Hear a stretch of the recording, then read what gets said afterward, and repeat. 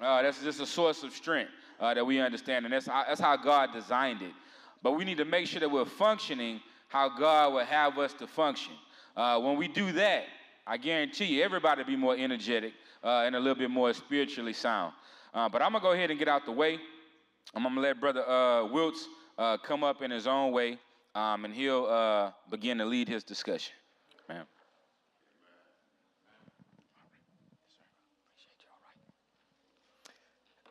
Good morning. Be finding 1 Corinthians chapter 12 and just hold that. And what we want to do this morning is get into very shortly a discussion, a dialogue on this morning. I want to talk about three areas this morning to this session. I want to talk about giftedness, one. Number two, I want to talk about involvement. And thirdly, I want to talk about relationship building. All right, those three things as we talk about bridging the gap between a younger generation and a older generation. And this church is blessed because you have babies to senior citizens. There's a lot of churches who do not have what you have here, a diverse group, which is good. And so in 1 Corinthians chapter 12, when you get it, I want somebody to get for me and hold verse number 18. 1 Corinthians chapter 12, verse number 18. And a lot of times with our younger generation, not so much the millennials, but generation Z and so on, that's they just have all kind of alphabets, going today with that stuff there. So oftentimes we say that they are a lost generation.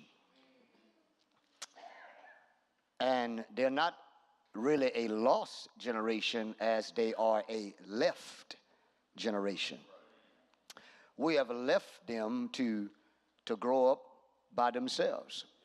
And so they're not lost, they're just left. And mom and dad is working, doing their thing. They're at home with the phone, the tablets, and the computers and all that kind of stuff. And so they have to find their own way. And that's every generation that comes. And so it is the older generation responsibility to connect to the younger generation. If this church is going to sustain itself, right, you're not trying to just care about today, 2023, 24. You want this church to be here 10, 20, 30, 40, 50 years after you're what? After you're gone. And so if you want to be here 20, 30, 40, 50 years after you're gone, you have to do something, not tomorrow, you have to do something today. And so I applaud your leaders for doing this. I applaud the youth workers for agreeing to do this as well. 1 Corinthians 12, verse 18. 1 Corinthians 12, verse 18. If you got it, somebody just read it for me.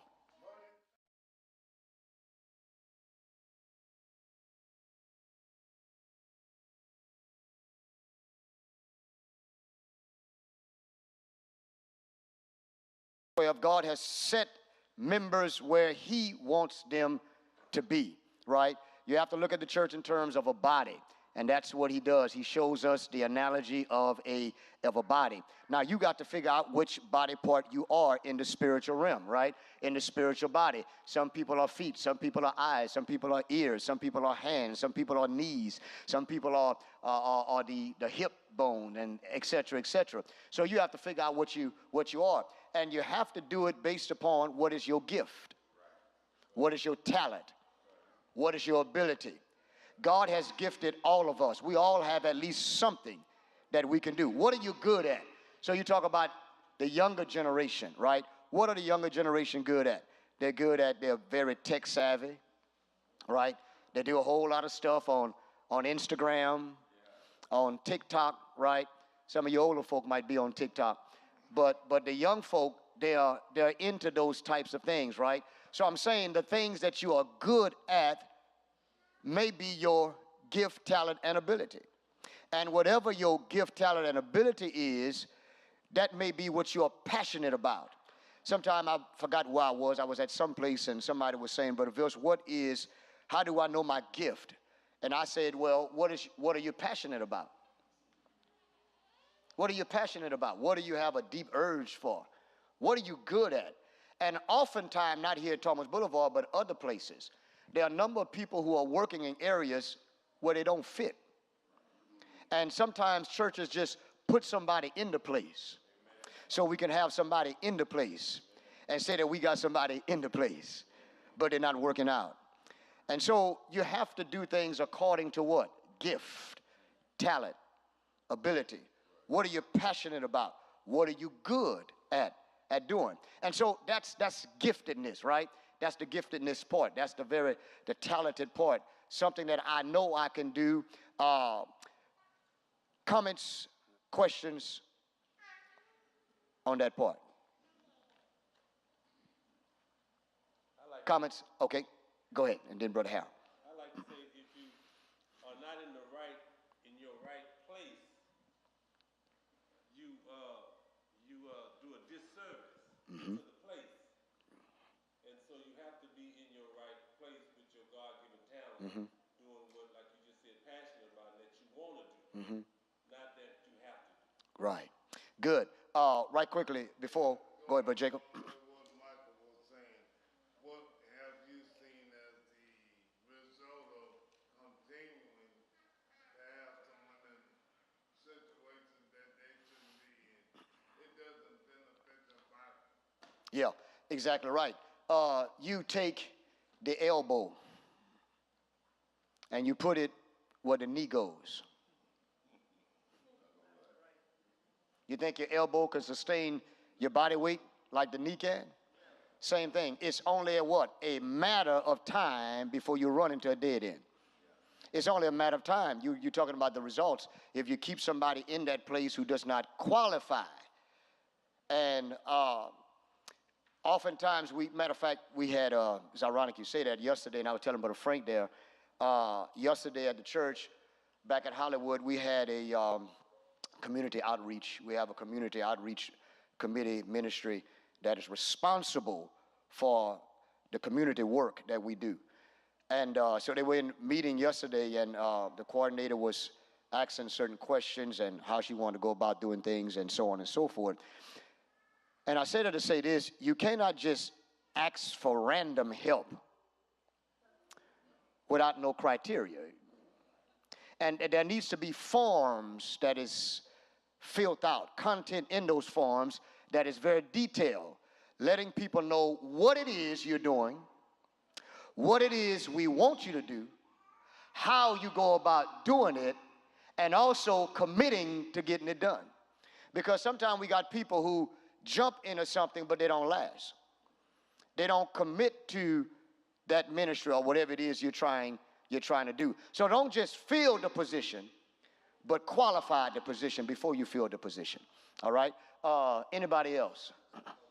Oh, I'm sorry. Go ahead. I was just wondering, because the person might not fit that position, and they've been, other people that's been in that position, is the leadership responsibility, is it not, to kind of change the situation? It cause the body members a little friction. Should the leadership, I mean, if you've gone to the leadership, should the leadership take that person and pull them aside? Yeah. Because we can't do anything instead of complaining. Exactly. Good question. Good comments on that. It is leadership responsibility to observe what is happening, how it is happening. Is it productive? Is it positive? And if it is not, then of course, yes, it is the leadership responsibility to go to that person or persons and sit them down and talk to them and try to resolve the friction of the congregation in that sense. Yes, ma'am, that's absolutely correct. You brought something else to mind while you were talking. Sometimes you can't get nobody to do it but that person. And that person may not be qualified, but that person will do the very best that they can. I think in that, every church is different. Every church is different, okay? Some churches are gifted more than other churches, okay? Sometimes you have to do the best you can. But if that be the case, you make sure you teach and train before you put in that position, okay? That person may not be the very best person for the job, but don't put the person there handicapped. Always help the person. Teach, train the individuals. And in some places where I go, you know, they just throw people in that area, that position, that ministry, and without any teaching and without any training. And we're like, we have somebody in this area, figure it out. All right? If I don't know how to drive, how you want me to figure it out if you put me on I-10? It's the wrong time for you to be putting me on I-10 and talk about drive and figure it out. I'm going to mess around and die and be in the other side and still haven't figured it out. My point is, you have to teach and train people. They do it in the secular world. We fail to do it in the spiritual realm. And because of the church, we say, like, well, it ain't the secular world, you know, this ain't earthly, this ain't worldly, we don't have to do all that. That's not true, all right? If you follow Scripture, there is criteria, qualification, teaching, training all over the Bible, all right? And so you might not do it in a formal sense. You may do it in an informal sense. The point is, get it done, teaching, training. Get somebody. If you can't do it, get somebody to come in and do it. There's a lot of people at Hollywood that are more gifted and talented than I am, right? And sometimes I have to go to them and say, look, do you mind doing this? Can you do this? How do you do this? How do I go about doing this, right? I'm good at what I do, and I'm satisfied with what I do, and I don't need anybody else's job. If I know that you're gifted in that area, you can be beneficial to the church, I'm coming to you to get it done. That's how it's supposed to be done. God didn't give you every gift. He gave everybody a gift so that the body can do what? Function, all right? That the body can function, all right? I'm sorry, go ahead. Another thing, I'm not a medical professional, but I'm just saying, there's some type of artery that's in the leg that can be used to be put somewhere by the heart to get that artery flowing. I say that because there's some people that are blessed in two different things. And just because you're blessed in two things and you're doing one thing, doesn't mean you can't do two things. Exactly. Some people are gifted in more than one area. Yeah, they have more than one gift. They have more than one talent, and that's good. That's a good point. And they can do multiple things at the church. And in that, something else come to mind. Sometimes you go some places, usually smaller churches, where there are one or two people doing everything. And in some larger places, you got a few people doing everything, right? And so in every church, there is always a small group of people that is doing the work. When God has given all of us something to do in the sense of that work. All right? Go ahead. Let me get, and I'm coming to you right quick. But that's not a bad thing. What I'm saying, as long as they have the ability and the talents, because remember, God given the talents. The man ain't doing anything. God he might give me more than he give you. Right. That's not a bad thing. So let's don't get carried away. And especially when you're looking at leadership, don't be a leadership. Yeah, exactly. You're right. It's not a bad thing to be gifted in a number of areas. Yeah, the more the merrier in that. And I think along the line, that's a great point. Along the line, I think that what we want to do is utilize every body part so that the body can function according to how God has set it out to function. All right? Because in that case, you get all from your members. And in that sense, let me go ahead, Brother Frank.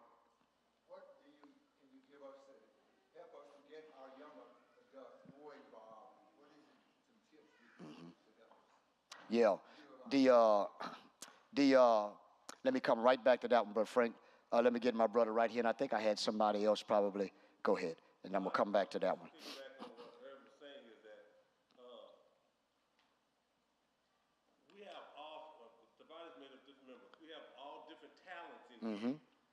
And so you have to ask yourself, are you providing your talent? Are you using some of your talent for the Yeah, Lord? right. I mean, you can sit on the sideline and talk noise on the people in the game. But if you got some skills, you need to bring them to the game. And you need to participate. That's every single one of us. Yes. Okay, whatever we see our hands to do, we need to what? Do it willingly. That's right. And good, that scripture talks about how to do it and do it willingly. Yes. Willingly, right? They shouldn't force you to do it, but do it willingly. Brother Terry? And I just echo about what everybody's talking about. Brother Terry, because the spirit in which we do it is key. That's key. Because when you look at, just give you scripture, Ephesians chapter 6, children obey your parents in the Lord, for this is right. And then you go to Ephesians 5, submitting yourselves one to another in the fear of the Lord. In other words, when you do it with the spirit of the Lord and the cause and the reason is for the Lord, that keeps our attitude where it should be, that keeps us humble and where we should be. Now, keep in mind, what we're trying to do here is bridge the gap. And how do we bridge that gap in that area? I want to come to Brother Frank in just a while. Let me get a couple of more and get into that involvement part. Go ahead, my brother, and then Brother Harold. I think I got a good example. There was a guy, one of my clients, he was probably about in his 60s or 70s. And I hadn't seen him for a while. He came back, and his wife said, I said, where you been? His wife said, well, he had some health challenges, but he's not the same age he was when he left. I said, what do you mean? She said, oh, he's got a new heart. He got a heart from a 30-year-old guy. So he's not as old as he used to be. So I was thinking about that when you're talking about the body. Some parts are grafted Yeah, into the body. exactly. You got to have certain parts to survive. And you can lose some parts and still survive. But there are some parts of the body that's essential to life to sustain. Yeah. I think about the youth as being grafted because if you got an existing body. And you born into this body, you got to be grafted in. And the Bible says that we are grafted into the body. So I was thinking some parts are rejected by the body in the natural. And if it's not the right compatibility, Fitted. it won't Receive it. accept it, even though you put it in there. But there are things that can be done that will give you a greater risk of everything working out together. Yeah. And I think that is when we as parents bring up our children in the nurture and the admonition of the Lord, it prepares that part to properly be grafted Yeah. into the body Exactly. and working Perfectly. Yeah. So I think what happens sometimes, we wait too long to think about how we're going to get this part ready to be grafted into this body. Excellent. And not a body Excellent. dysfunction. The part is not full of all this dysfunction. You got something Yeah. that's rejecting it, and you got a problem. Wonderfully said, beautifully placed, man. That was excellent. Yeah, and that alludes to what I made mention of just putting something in, and when you engraft it in a kidney, some people receive kidneys and the body rejects that kidney, and they have to do something else to cause it to work. I agree wholeheartedly with you, and I like the part where you said that sometimes we wait too long.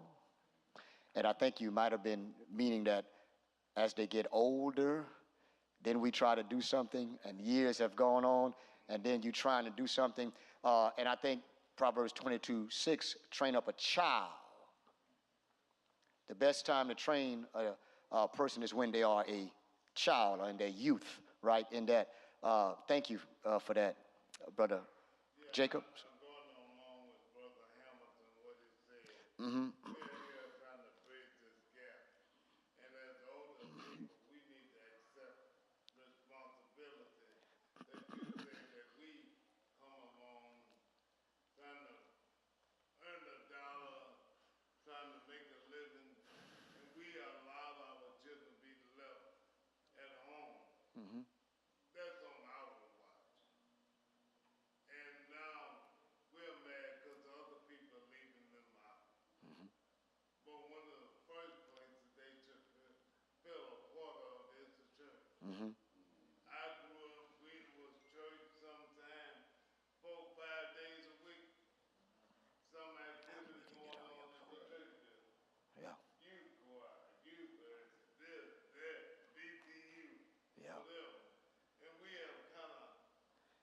stop waiting. and we come to church. Mm-hmm. And as Brother Hamilton was trying to use, also said it, that we have to catch up. Because they talking about AI, believing AI is going to leave us all. Yeah, and that's where we are in that. Sister Michelle. Uh-huh. What type of ministries would you recommend for the church for that would cater or to help for young adults to come in and get more involved? What type of ministries would you recommend, especially for those who are single too? What type of ministries would you recommend for them? Yeah, I wanted to deal with that in the involvement. Well, let's go in that involvement right here. Thank you. In that, and they gave me an hour to go, so I'll try to go within that hour time. Because if you go and follow the time, they might call you back again, and so we want to stay in that area. Hold your question there. Don't lose it, okay? Don't lose it. How do you get young people to be more involved? And I want to go back to whatever you do well, you can do it in the church. All right, whatever you do well, you can do it in the church. And one of the things that I'm trying to get, and we have some, but not all, at our place to understand that what you do well on the outside, you could also do it well on the inside. And it should be done in certain cases underneath the leadership of the church. So your tech room and IT. Oh, no, you good. I want to know who does that. Where is he? Is he here? Is he a young man? Okay, is he a young man?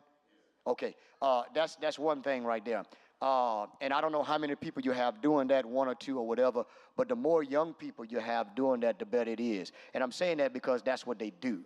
You follow what I'm saying? They do that. That come natural to them.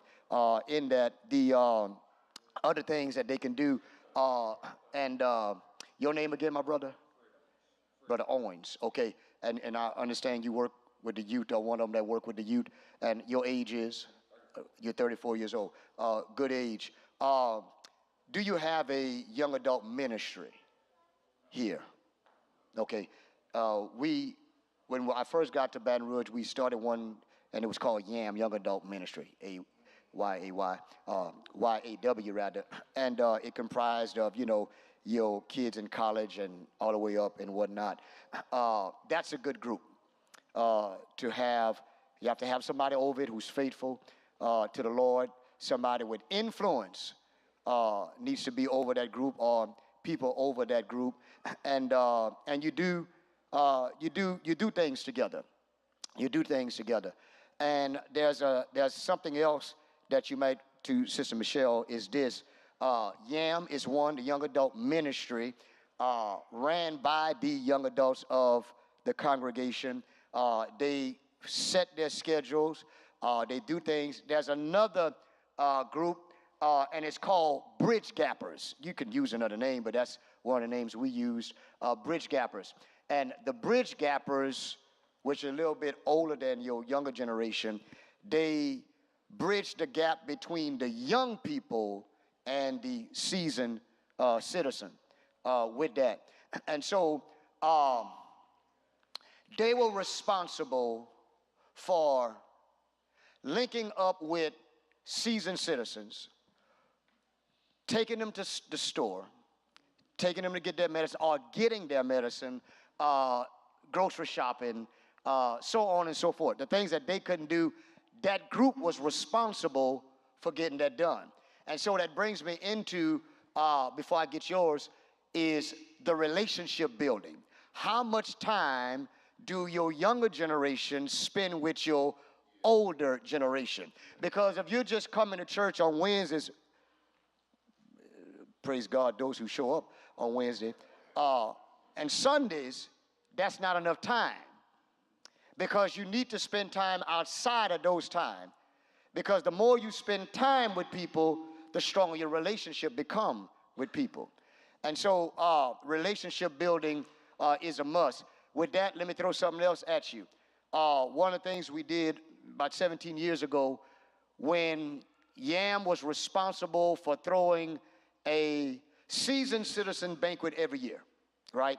It was ran by our Yam. They put it on. They got the food. They decorated. They just did everything, right? It was amazing.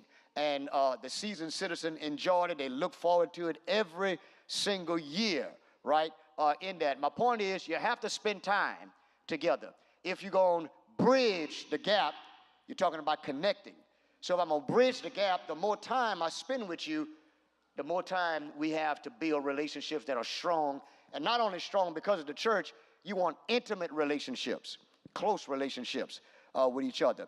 And that doesn't mean that everybody in the church is going to be close, but you should have somebody that you're close to in the congregation. Because we are only as strong as our what? Weakest link or our weakest member. So our job is to try to strengthen everybody, right, in the church. So relationship building, whatever you're good at, practicing, participating with that inside the church, tech savvy, putting those things on in the church, YAM, Young Adult Ministry, Bridge Gappers, those are certain groups you could have within the church that might help bridge the gap even more between us. But one of the greatest things you can do is spend time with each other.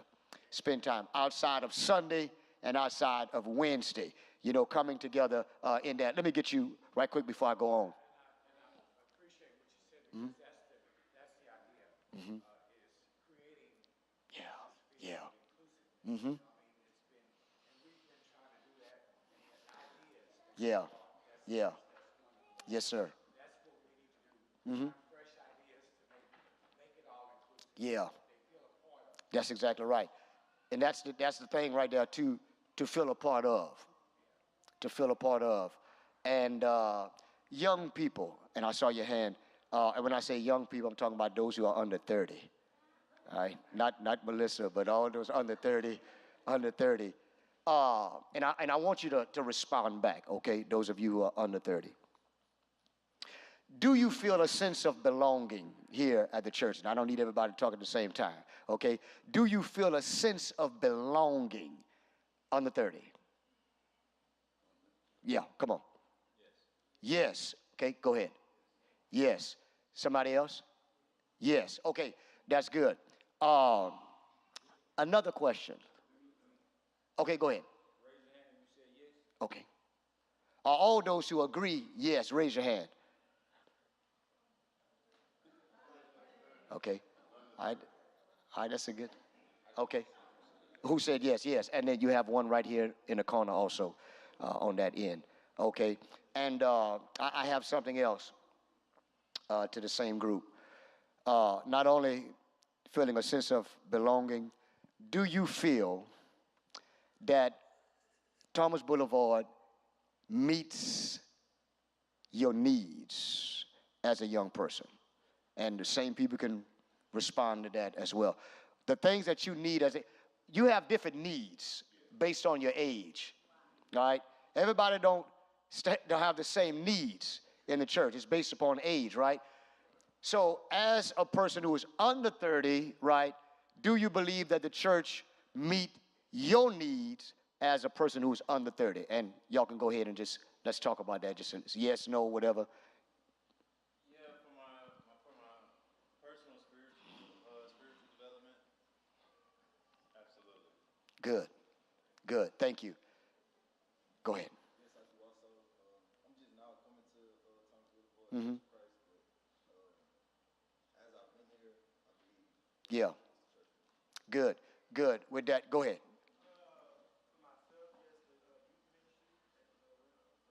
Okay. Say that again. Thank you. Watch this here. Now, I want to ask one more question that's connected to that, okay? And what are some of the specific needs of those who are under 30? What are some? Don't give us all, just give us one, so that you can hear and get an idea in that. Specific needs of those under 30. What are your specific needs? Now y'all don't want to say nothing. No, y'all don't want to say nothing now. Specific. That way we can get right to the nitty-gritty. Say again? understanding. Okay? Understanding. In what way? How? Understanding how? That Christ may be calling us at an age where our elders and deacons and stuff maybe were in the world and doing other things. So to have that understanding that they was once that age too, that they have to do things differently to get to us and brothers that's not here and sisters that's not here. We can be that voice too, so to empower us and encourage us to do that. Good, good, good. The understanding point, relational, in that relating it to you guys from their standpoint on that. Somebody else. Okay, go ahead. Okay, fellowshipping outside of the worship area and etc. Good. Go ahead, Brother Owens. I have I do feel like spiritual needs are met. Okay. From a leadership looking out. Right. But the reason why I would say I don't think we're meeting all of the needs is because going back to your gifts, I think how can your need be being met with but there's not a gift that is being shared. Right. Right? So if I was under 30, I could say, yeah, because my needs were being met because I was able to I was able to share my gift Gifts. of preaching. I was able to share my gift of leading, and it's evident to all. So if your needs is being met, how? Because just like I'm a teacher, so teachers say, yeah, I'm teaching class. Okay, well, what are the results? Right? So my needs are being met. Yep. And so I think not. So I think we have to create avenues for gifts. Exactly. So which brings me, not to take it over, but one more thing You good. is I having a discussion with a brother. I know Church of Christ, our culture is to do everything from within. And I don't necessarily disagree with that, but I do recognize sometimes what we have within is not enough to activate or not enough to provide avenues. In particular, a youth choir. We have people who can sing, but who are unwilling to lead a group. So my thing is, okay, well, we still need that. We have young ladies, young men who can sing. Some people say, we got a songbird. I never heard sing personally, but they say we got one. Yeah. I want to hear it. Right. Right. Like I want to hear it. So if we have to, if we hope somebody will want to lead it up, but if we had to go outside to get somebody to lead our group, that'll be the next generation. Because if we have the resources to do it, we're not going to be without in the future. Yeah. Cameras. Whatever we need to do, we need to upgrade the cameras. We're going to have to do it. Right. Because the result, you know what I'm saying? The Yeah. avenue isn't well enough to share that gift. Yeah. I feel you what you're saying. Creating the avenues and the opportunities in that for those things to be able to take place, and those are good thoughts of yours on that. And I wanted to pull from the young people that way. Yourself, the leadership, can hear their needs and what they're saying because you want to build your ministry around their needs in that area. So thank you for responding to that. Let me get my brother right over here. Two things. I think sometimes the young people don't know who to go to offer their talents. And I asked Brother Amos, sorry to bring it up, but I asked Brother Amos if he wanted to sing to lead it. He said, yeah, when my time comes. And I think we need to be more direct in the way that we talk to people, in the way, what is it that you want to do to serve? Right. You have talents. Well, let's go ahead and use them. Not in the future, but now. Now, yeah. And so I think that he might not know who to go to to go tell, hey, I want to lead, Right. a service next Right. Sunday. And so, like me personally, I know who I need to go to talk benevolence, teach. Whatever it is, yeah. Right. God's put something in my mind. I know who to go talk to. And Exactly. I think sometimes the young people don't know exactly who's in charge of what, and it gets intimidating to maneuver that. Right, and that's a good point you said. That should always be something that is posted, or something that flashes across the screen, or something said from the pulpit. Because sometimes you have people who, like Baton Rouge, not long ago, we had two, well, actually three, but two families that placed membership. Now, there should always be communication of who the leadership is, you know, who preaches, who elders, who's this, that, and the others, that people can go to them, like you said, because there are things that come up, needs that come up in Christian lives. They need to know who to go with. They need to know how to be directed in that case. So that needs to be communicated or put up. And I like you guys, how you shared with the brother you just shared with that. And oftentimes when you say, when my time comes, sometimes, you know, they're saying I'm not ready now. But when that time, and that's fine, that's okay, and that's good in that, but he still has a mindset to do. May not be now, but I have a desire to do in that, all right? So I want to thank the young people for responding in that. Come on, sis. I see you right there. I was just gonna say that in addition to, like, that's great that Urban had that conversation. Mm-hmm. Urban heard Amy singing, right? Mm-hmm. And that's what drove him to ask him that. Uh-huh. And I think that is also critically important because it's a two-way street.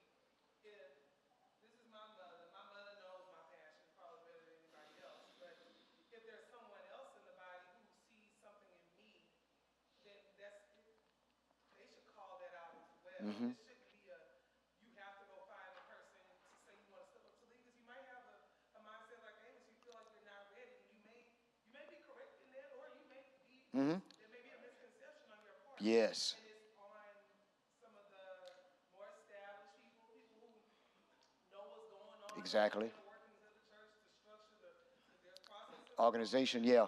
Mm-hmm. And so it's on them as well to empower you and direct you. Mm-hmm. Yeah, and I like that word empowerment into that direction, because a lot of times we fail to empower our younger people, and especially in some of those positions with that. I want to get a few more before we close out. There's something else we did, and it just ran across my mind. We have one of the brothers who is a retired Marine. He's a retired Marine, and he's had this basketball league that was connected to the New Orleans Hornets there in Baton Rouge.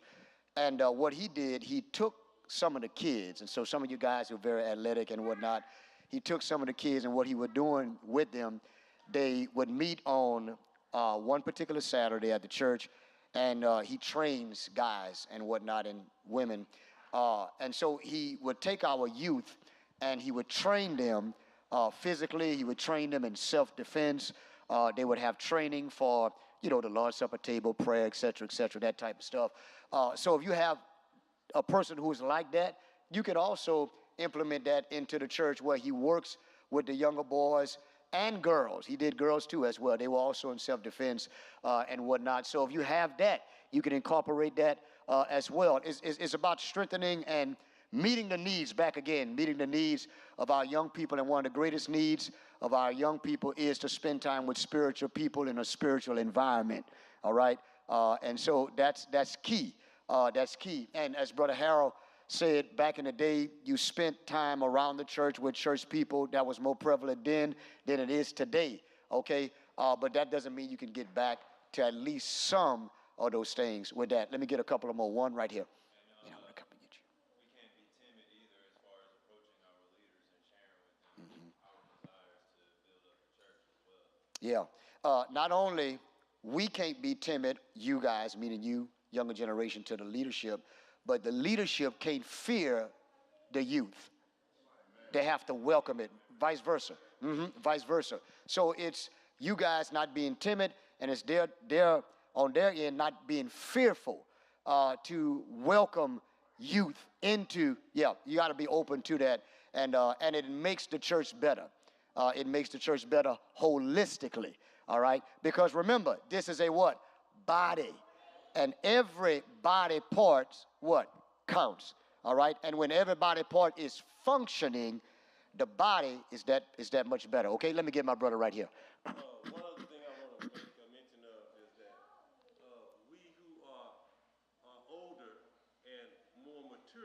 we could form a mentorship program to where we don't necessarily have to wait. We can go to an individual, like Kayla said, that knows your talent, and then say, hey, how about coming to work with me on this? And that's what we, I believe, supposed to do anyway, is train up our children, our youth. Okay? But sometimes what happens is we get in these leadership roles and we think we don't want to be in that leadership role. But a leader is not a leader unless they produce other leaders. And so we have to produce other leaders, those of us who are leaders. Yeah. And so we have to find somebody and work with them and bring them up and train them so they can be.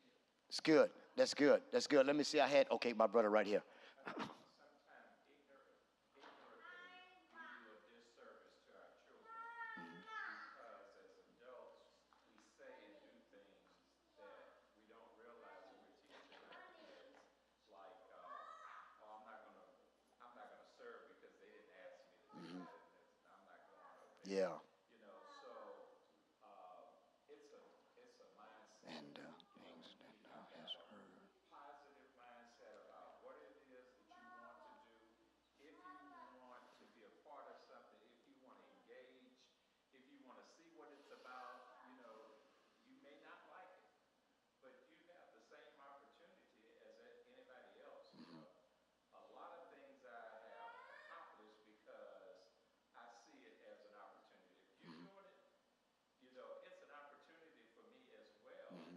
Not because you're doing it, because it's interesting to me. It seems like it's something I want to be a part of. Right. Engage. Right.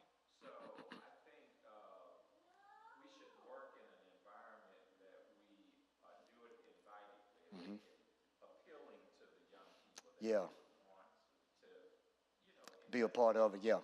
Yeah. Exactly. Exactly. So he took yours. He said, he took it. He stole stuff. yeah. What I'm saying. Yeah. He took it. So, He was right on point. See, yeah. just like with the youth. If you had, see, mentorship, Mm-hmm. he's running the ministry, but if he would open up and say, okay, maybe I might want to bring some young people in to mentor other young people. Yeah. Take some of the pressure off himself, but at the same time, you know, we need to get a mentor program. Yeah. I can mentor this brother, young brother. Yeah. Bring him in. Exactly. Exactly. And those are wonderful thoughts in that. I will go 5 more minutes, y'all. 5 more minutes, and I want to kill this here. 5 more. And I want to say this before we close. There's a number of things we're saying today. You have to take them in. You have to process it, digest it, and then regurgitate it, right? You can't do everything at one time, all right? But if you start with one and you organize it, you said structure.